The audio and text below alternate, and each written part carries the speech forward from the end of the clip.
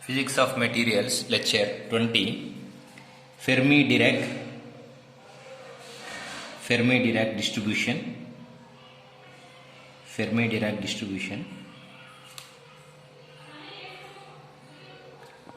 versus Maxwell-Boltzmann distribution. Okay. So, in Maxwell-Boltzmann distribution, graph between energy levels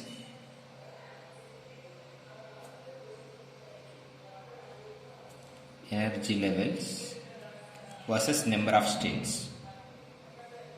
Energy levels versus number of states. So, at a temperature T1, this is the states. At temperature T2, these are the states. This is T2 greater than T1 and this is T1 temperature. This distribution is followed by this equation: N is equal to N by P e to the power of epsilon I by kBT, the temperatures. So at higher levels, higher temperatures occupying the more states. At lower level, low temperature occupying the more states. Lower levels occupying the more states. Okay, so that is the Fermi-Dirac distribution function.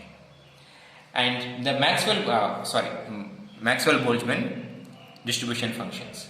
This Maxwell-Boltzmann distribution function can be represented in a normalized manner.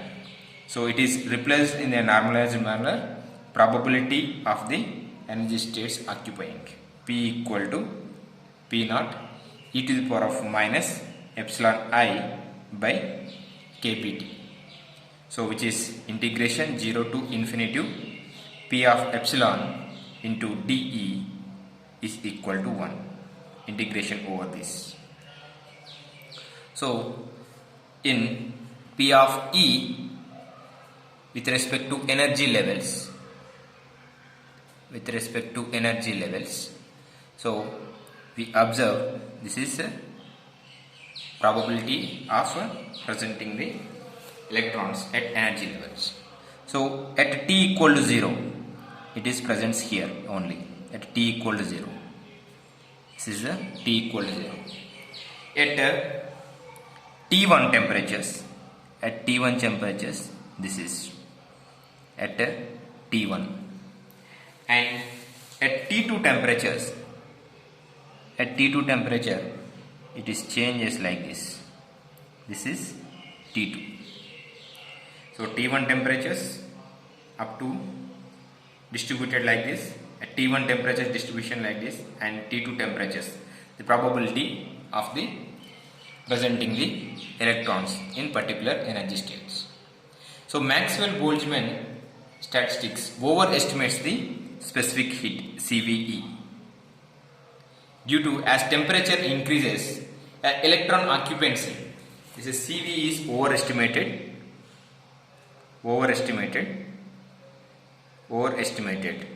because as temperature increases electron occupancy increases and participated in conductivity, so specific heat is overestimated. So here as the temperature increases all electrons occupying is increases, the participation of all electrons is increases. There is no restrictions. All the electrons gain the energy and participate in the conduction. That is in thermal conduction and electrical conduction.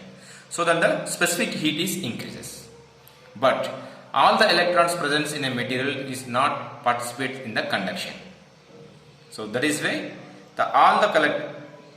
because as per the Maxwell-Boltzmann distribution, all electrons are participates in the conduction when the temperature is rises.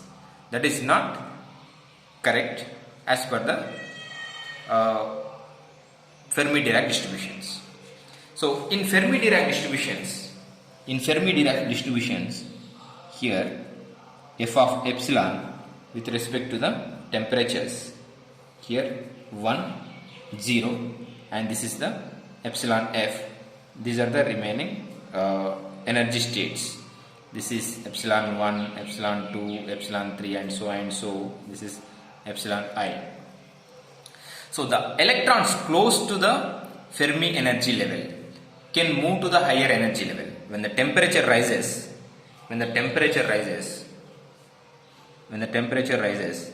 only electrons close to the Fermi energy level can move to the higher energy level and can participate in the conduction. So there is a restrictions, only some of the electrons may participate in the conduction, thermal conduction or in electrical conductions. So that which limits the CVE, specific heat. So Fermi-Dirac distribution successfully explain the specific heat, and it is the obtained value of specific heat is close to the experimental value.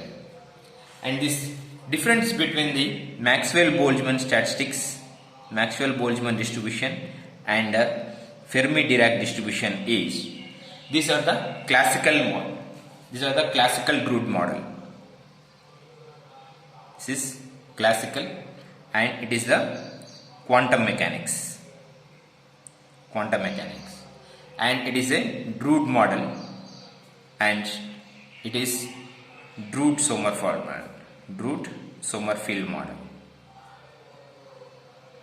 This explains Drude model and Drude-Sommerfeld model. And these particles are identical but distinguishable.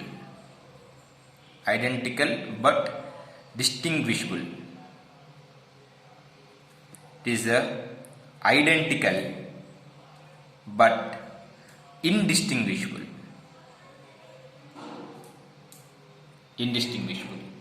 Here all electrons are gain energy. When temperature rises, all electrons gain energy. When temperature rises, all electrons gain energy.